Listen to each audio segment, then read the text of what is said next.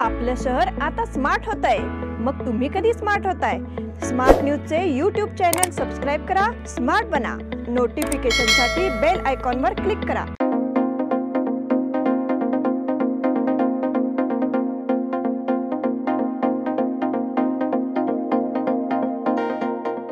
नमस्कार, मैं ओंकार smart plus के आज के समाचार में आपका स्वागत। नजर सबसे पहले सुर्खियों पर।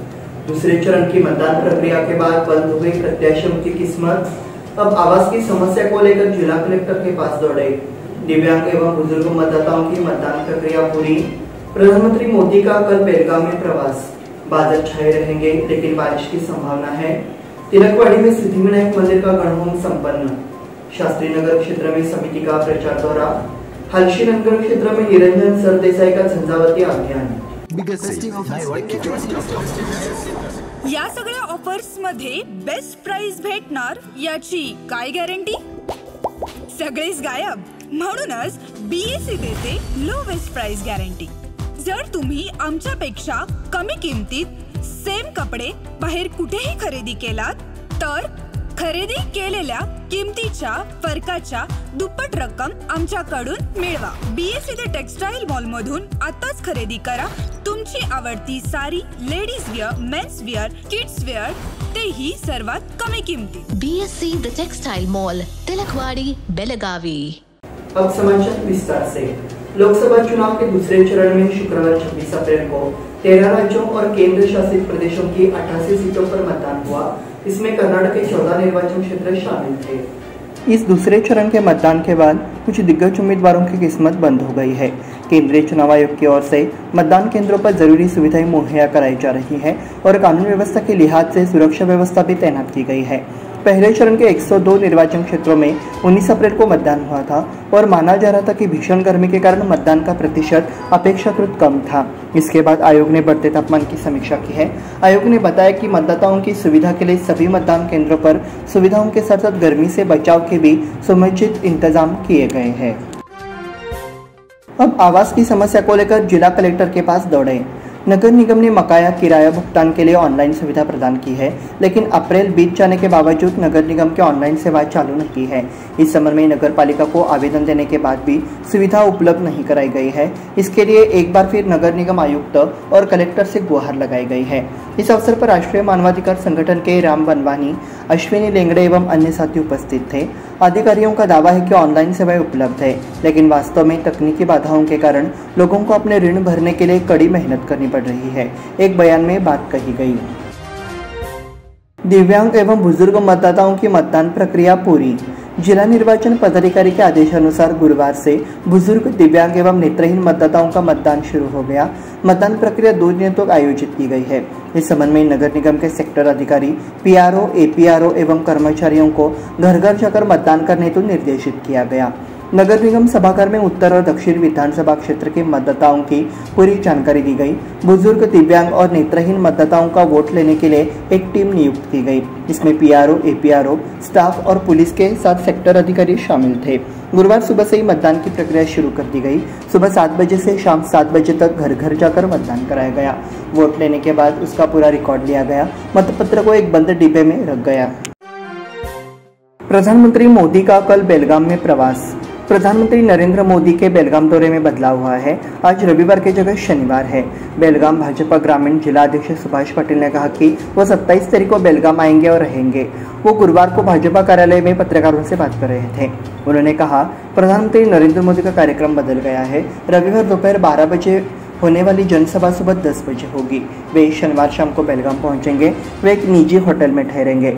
रविवार को होने वाली बैठक में पूर्व प्रधानमंत्री एच.डी. देवेगौड़ा, पूर्व मुख्यमंत्री एच.डी. कुमारस्वामी, पूर्व मुख्यमंत्री बी.एस. येडियुरप्पा, बीजेपी प्रदेश अध्यक्ष बी.वाई. विजेंद्र सहित कई गणमान्य लोग मौजूद रहेंगे। इस बैठक के लिए जोर शोर से तैयारियां शुरू की जा रही है और करीब 1 लाख कार्यकर्ता हिस्सा लेंगे। बादल छाए रहेंगे लेकिन बारिश की संभावना है। शुक्रवार को बेलगाम पूरे दिन गर्म रहा लेकिन बादल भी छाए रहे। ऐसा लग रहा था कि जैसे बारिश होगी, लेकिन बारिश ने रास्ता दे दिया। बड़ी गर्मी से नागरिक सहम गए। शुक्रवार को अधिकतम तापमान 37 और न्यूनतम 24 डिग्री सेल्सियस बना रहेगा। गुरुवार को बेलगाम शहर और जिले में मूसलाधार बारिश हुई। हालांकि गुरुवार को झमाझम बारिश हुई। भारी बारिश होगी इसकी उम्मीद थी, लेकिन निराशा हाथ लगी। लेकिन सूरज की तपिश बरकरार थी। बादल छाए रहने के कारण पसीने की धाराएं बह रही थी। इसके चलते नागरिकों ने पंखे, एसी का सहारा लिया। तिलकवाड़ी में सिद्धिविनायक मंदिर का गणहोम संपन्न। तिलकवाड़ी में महर्षि रोड, महात्मा गांधी रोड, सिद्धिविनायक देवस्थान गणहोम में महाप्रसाद कार्यक्रम का आयोजन किया गया। शुक्रवार को सुबह पूजा, गणेश वंदन, संकल्प, गणेश पूजा, पुण्यवचन, अर्घ्याभरण, ब्रह्मादि मंडल देवता स्थापन, नवग्रह हवन, गणहोम, पूर्णाहुति आदि कार्यक्रम हुए। उसके बाद गणहोम हो गया। दोपहर में पंचोपचार पूजा, नैवेद्य, आरती, मंत्र पुष्प प्रार्थना में बड़ी संख्या में श्रद्धालु शामिल हुए। इसके बाद महाप्रसाद का वितरण किया गया, जिसका लाभ लेने के लिए बड़ी संख्या में श्रद्धालु उपस्थित थे। शास्त्रीनगर क्षेत्र में समिति का प्रचार दौरा। महाराष्ट्र एकीकरण समिति के प्रत्याशी महादेव पाटिल के प्रचार के लिए शास्त्रीनगर इलाके में महाअभियान चलाया गया। इस अभियान में समिति कार्यकर्ताओं ने बड़ी संख्या में भाग लिया। Hulbatte colony, Shastrinagar, Gudshed road, Mahadwa road, SPM road आदि इलाकों में अभियान चलाया गया। इस अवसर पर सभी क्षेत्रों में हर्षोल्लास के साथ पाटिल का स्वागत किया गया। हलशी ननकर क्षेत्र में निरंजन सरदेसाई का झंझावाती अभियान। पूर्व तालुका पंचायत सदस्य चंद्रकांत देसाई ने जोर देकर कहा कि आपको समिति के उम्मीदवार को वोट देकर अपना कर्तव्य निभाना चाहिए। कारवार लोकसभा क्षेत्र से महाराष्ट्र एकीकरण समिति के उम्मीदवार निरंजन सरदेसाई के प्रचार के लिए गुरुवार को हलशीवाड़ी, गुंडपी, हलशी, नंदगढ़ आदि में प्रचार दौरा आयोजित किया गया। इस अवसर पर हलशीवाड़ी के पुराने मराठी स्कूल में आयोजित बैठक में चंद्रकांत देसाई ने अपने विचार रखे। प्रत्याशी सरदेसाई ने भी मतदाताओं से अपील की। इस अवसर पर बालासाहेब शेलार, रंजित पाटिल, उमेश देसाई आदि ने अपनी रुचि व्यक्त की। इस बुलेटिन में वक्त हो गया छोटे से ब्रेक का। देखते रहिए स्मार्ट प्लस। इन सभी ऑफर्स में बेस्ट प्राइस मिलेगी, इसकी क्या गारंटी? सब गायब, इसीलिए BSE देता है लोएस्ट प्राइस गारंटी। अगर आप हमसे कम दाम में सेम कपड़ा कहीं और से खरीदते हैं तो खरीदी हुई कीमत के फर्क की दुगनी धनराशि हमसे पाइए। BSE द टेक्सटाइल मॉल से खरीदिए अपनी पसंदीदा sari, ladies wear, men's wear, kids where और यहाँ तक की होम फर्निशिंग भी, और वो भी सबसे कम कीमत में। BSE the textile mall, Tilakwadi, Belagavi.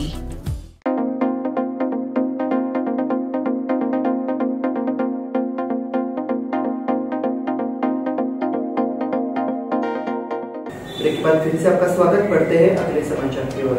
अभिभावक मंत्री सतीश जारकिहोली की बेटी प्रियंका जारकिहोली चिकोड़ी लोकसभा क्षेत्र से कांग्रेस के आधिकारिक उम्मीदवार है। शरद पवार के सहयोगी उत्तम पाटिल और युवा उद्यमी अभिनंदन पाटिल ने अपने अभियान के लिए पुणे में वरिष्ठ नेता और NCP नेता शरद चंद्र पवार समूह से मुलाकात की। इस बार उन्होंने प्रचार के लिए बुलाया है। शरद पवार ने जारकिहोली के लिए प्रचार करने के लिए निपानी में एक सार्वजनिक बैठक आयोजित करने की तैयारी दिखाई है। इस दौरे के मौके पर विभिन्न मुद्दों पर लंबी राजनीतिक चर्चा हुई। APMC श्री हनुमान मंदिर में हनुमान जयंती समारोह। मंगलवार को APMC परिसर स्थित श्री हनुमान मंदिर में हनुमान जयंती महोत्सव के अवसर पर दोपहर में विविध धार्मिक कार्यक्रम अनुष्ठान किए गए तथा महाप्रसाद का वितरण किया गया। दोपहर में APMC सचिव गुरुप्रसाद ने महाप्रसाद अर्पित की, जबकि आदत व्यवसायी मालती चौगुले ने श्रीफल उठाकर उद्घाटन किया। 4000 से अधिक श्रद्धालुओं ने महाप्रसाद का लाभ उठाया। इस साल का चुनाव दुनिया का सबसे महंगा चुनाव होगा। कोई भी चुनाव खर्चों के साथ आता है। ये लोकसभा चुनाव दुनिया का सबसे महंगा चुनाव होने जा रहा है।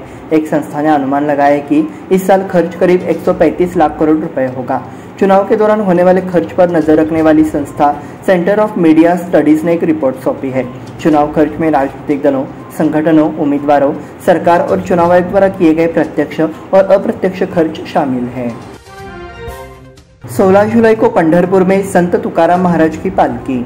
जगत गुरु श्री संत तुकाराम महाराज संस्थान ने गुरुवार को श्री संत तुकाराम महाराज के 339वें पैवारी पालकी सोहला कार्यक्रम की घोषणा की। संत तुकाराम महाराज की पालकी 28 जून को दोपहर में प्रस्थान करेगी, जबकि पालकी 16 जुलाई को पंढरपुर पहुंचेगी। निर्माण श्रमिकों की समस्याओं को लेकर बैठक में चर्चा। श्रम कार्यालय के अधिकारियों और कर्मचारियों ने 15 दिन के अंदर निर्माण श्रमिकों की समस्याओं का समाधान करने का वादा किया है। जिले के निर्माण श्रमिक संघों ने गुरुवार को मझगांव स्थित श्रम कार्यालय में बैठक कर मांग की। मृतक निर्माण श्रमिकों के परिवारों को समय पर मुआवजा दिया जाए। ये भी मांग की गई है कि उन्हें इलाज के लिए अस्पताल का खर्च भी दिया जाए। श्रम कार्यालय के एक अधिकारी तरन्नुम बंगाली ने इन सभी समस्याओं को हल करने का वादा किया। 5 मराठा नेताओं का बीजेपी से निष्कासन। राज्य में 6 से 7 लोकसभा क्षेत्रों में किंग मेकर की भूमिका निभाने वाले मराठा समुदाय को अमूमन कोई ठेस पहुंचाने की हिम्मत नहीं करता। हालांकि ऐसा देखा जा रहा है कि बीजेपी की ओर से यह दुस्साहस किया जा रहा है। हाल ही में बिदर से 5 मराठा नेताओं को निष्कासित कर दिया गया है। क्योंकि भाजपा के वरिष्ठ नेता मराठा समुदाय को हल्के में ले रहे हैं, इसलिए पार्टी को चुनाव में इसकी कीमत चुकानी पड़ सकती है, ऐसा प्रतीत होता है। बिदर में मराठा समुदाय के 5 नेताओं को बीजेपी से 6 साल के लिए निष्कासित किए जाने से समुदाय में बीजेपी के प्रति गुस्सा बढ़ गया है। बिदर लोकसभा क्षेत्र में भाजपा के बागी उम्मीदवार डॉक्टर दिनकर मोरे सहित जयराम बुक्का, राव साहेब बिरादर, जनार्दन बिरादर और शरणप्पा कड़गांजी को जिला अध्यक्ष सोमनाथ पाटिल ने पार्टी से निलंबित कर दिया है। नामदेव दैवकी समाज वधूवर ब्रोशर का विमोचन। खड़े बाजार में नामदेव दैवकी संस्था ने मंगलवार को नामदेव मंदिर में वधूवर सूचना पत्र का अनावरण किया। कार्यक्रम की अध्यक्षता संस्था के अध्यक्ष अजित कोकणे ने की। ब्रोशर का अनावरण अमर कोपड़े ने किया। हुबली से नेहा हिरेमठ युवती की हत्या की निंदा की और उसे श्रद्धांजलि दी। इसी के साथ स्मार्ट प्लस के आज के समाचार समाप्त हुए। धन्यवाद।